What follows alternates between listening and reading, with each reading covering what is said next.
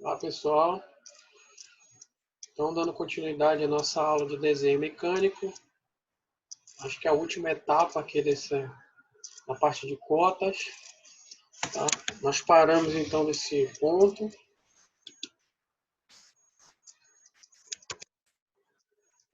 Eu vou projetar aqui.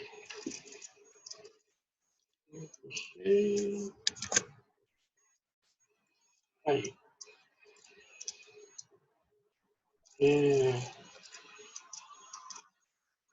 Ok, vamos lá. Então, parei nesse ponto, tá? Vamos dar continuidade aqui.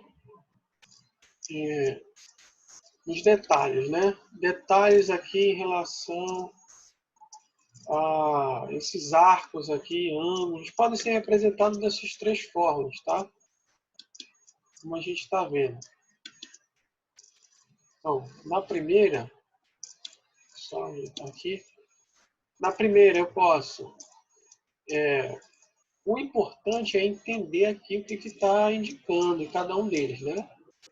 Aqui eu estou indicando o comprimento linear aqui dessa distância, sem considerar a distância do arco. Então lembrem-se, mais uma vez eu vou falar, o desenho técnico tem um objetivo, e esse objetivo deve ser atendido. Então eu preciso representar aquilo que vai facilitar a fabricação, controle de qualidade, tá? Para atender uma função nesse projeto. Vamos lá. Então, eu posso representar dessa forma, se for mais interessante, dentro do objetivo do projeto.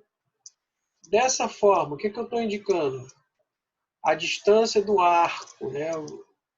Observe que isso aqui, essa simbologia em cima aqui é um tipo de tolerância geométrica, tá? Que ele está indicando aqui a distância. Aqui em linha reta, aqui é o arco, realmente, essa distância. E também posso representar pelo ângulo, então, aí, ó, esse ângulo aqui. Observe que nesse caso aqui do arco e do ângulo, a linha ela é curvada aqui, tá? E aqui a linha é reta. Então, ó, vamos analisar esse desenho que está aqui abaixo. O que nós temos aqui? Uma distância, né? Dois pontos. E temos essa dimensão de 12. Observe que, analise aí, ó, está dando uma dimensão e aqui tem um raio que não tem valor. Observe que não tem valor. Em muitos desenhos você vai ver esse tipo de indicação, um R sem uma seta apontando para uma determinada superfície, um perfil, né? No caso aqui nós estamos vendo que é abaulado. E não tem uma indicação de valor, né? De dimensão. Então eu preciso encontrar em outro ponto a medida correspondente a esse que vai me indicar esse raio. Que no caso aqui, ó, observe que 12, esse 12 aqui, é uma semicircunferência, tá vendo? Então, isso é um diâmetro? Tá vendo? Aqui, ó, um diâmetro. É a distância de um diâmetro dessa semicircunferência. Então, quer dizer que eu tenho um raio aqui. Qual é esse raio? Está indicado o raio aqui, que é um raio, realmente. E esse raio, então, é o quê? É metade do diâmetro, no caso 6, né? Então, por isso que não está indicando aqui, ele está subentendido. Tá? Então, toda vez que eu ver um desenho um R, ele poderia ter indicado aqui R6, poderia sim ter indicado, né? Facilitaria até. Mas pode ser que não esteja. Então, para a gente fazer a leitura desse desenho, eu tenho que procurar a cota que está correspondendo, que vai me indicar qual é esse R. Então, toda vez que não aparecer, existe sim em algum lugar. Tá? Ou em alguma nota, às vezes também pode ser o caso. Então, alguns detalhes aqui, né? Esse tipo de situação aqui é mais incomum. Eu, particularmente, nunca vi no desenho técnico, tá? Mas faz parte do conteúdo. Olha, observe o seguinte. existe aqui uma área, vamos logo para essa aqui, ó, no qual a cota ela recebe uma linha embaixo, tá vendo? Então, chama cota fora de escala. Então, toda cota fora da escala, ela é sublinhada. Você vai ver uma cota lá no desenho, fora de escala, é sublinhada e às vezes não entende o que é aquilo ali. Né? Então, realmente, não é tão comum isso aí. Mas é uma cota fora de escala. O que é a cota fora de escala? Então, o tamanho aqui realmente da peça real é 22, mas a dimensão aqui vai estar fora da escala indicada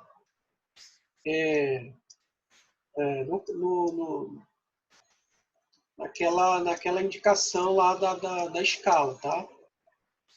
Me fugiu o nome aqui, é a parte de baixo ali do desenho, né? Tem as informações relativas ao desenho. Então, lá, todo desenho precisa indicar a escala.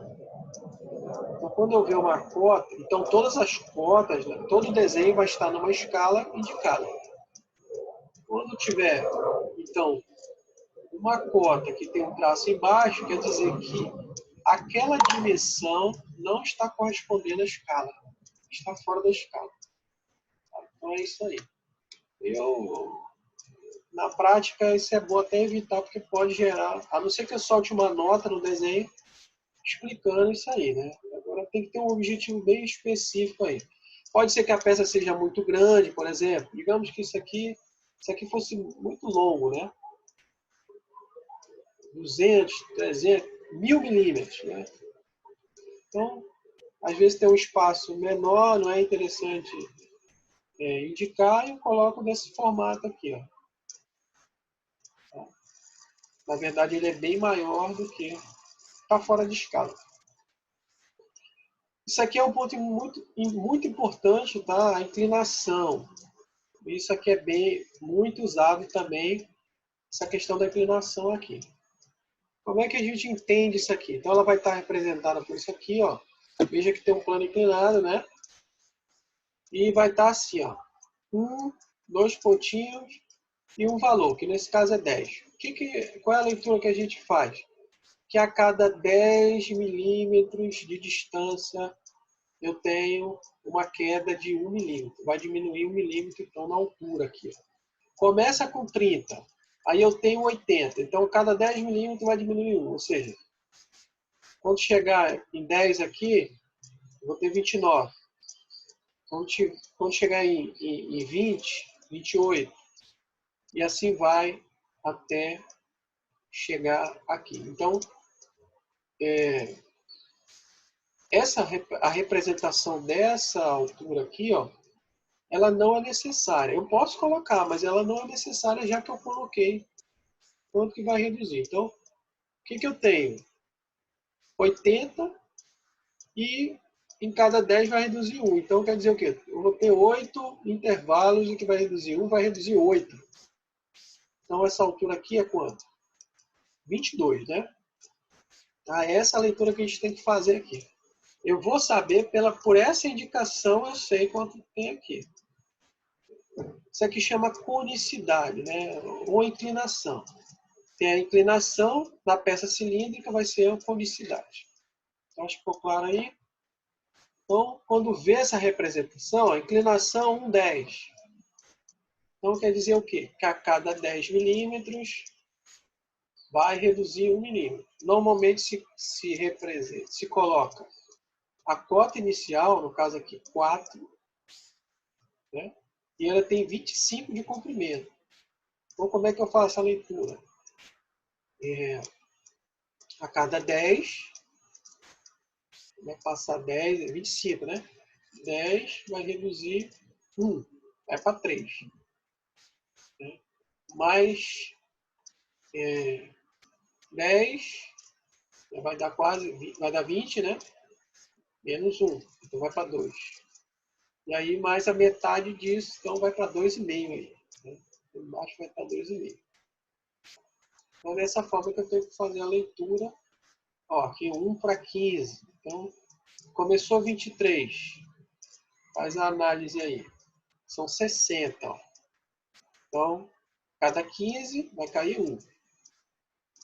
Quantos 15 tem aqui? Tem 4, né? 15, 15, 30, 45, 60. Então, vai reduzir 4 milímetros. É 23, vai para 19 aqui. Tá? É dessa forma que deve ser feita essa leitura aí. Aqui outros exemplos, ó.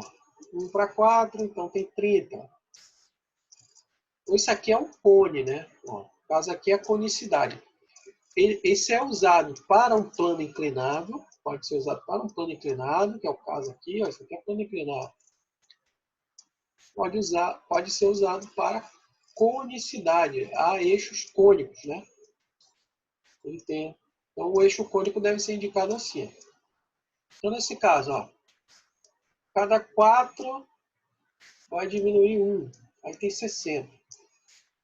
Então faz a conta aí, começa em 30, né? Divide aí 60 por 4, e aí você vai ter o valor de quanto vai diminuir direto. Né? Então façam aí, analisem. Aqui outro, 1 para 20. Ó, começa em 19. Nesse caso aqui, ó, foi indicada a medida, né? 16. Aqui no final que eu posso fazer isso. Tá? Mas quando tem a inclinação, eu tenho que indicar quanto que é essa inclinação. Tá? Quanto que é. Então aqui cada 20 vai diminuir 1. Observe que aqui, no caso da conicidade, é interessante colocar a palavra conicidade. Conicidade de 1 para 4. Aqui ó, tem a palavra inclinação, 1 para 10. Então, inclinação a gente sabe que é um plano. Conicidade é que é um eixo cônico. Ó, aí vai discutir em sala, né?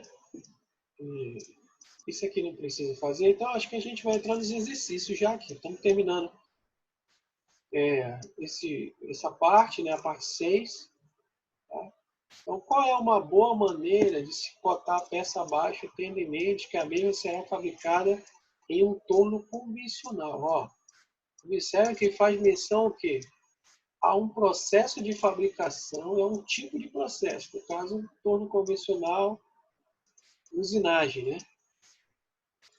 Então, ó, e aqui tem algumas dimensões. Tem um chanfro, 2,45, olha, tem chanfro aqui, né? Aqui, esse que está aparecendo, é um chanfro pequeno, de 2 milímetros, 45 de inclinação. Aqui tem o quê? Furos, né? 10 furos, cada um de 36. 10 furos, cada um de 26. 35 furos, cada um de 16. Tá? Então, acho que a peça pode ser furada aqui, ó. Ser representada por ângulos, né? Tá? É uma ideia aí. Então, ó, façam esses exercícios. A partir daqui do 6.1, façam os exercícios. O que pede? Observe as perspectivas e escreva as cotas. Tá aí os espaços. Esse exercício vai compor a nota, tá? Então esse, ó, 6.1, 6.2, 6.3 para fazer, 6.4. Isso aqui, faça a cotagem dos elementos. 6.5 também, que são os cones, as inclinações, os chanfros também. 6.6, faça a cotagem dos elementos citados. Tá? Ó, por face de referência, espaço reduzido, como é que vai representar? Face de referência. Então, aqui também, analise, calcule, coloque as cotas. As cotas vão vir aqui, ó. Esse também podem fazer, devem fazer. Esse também.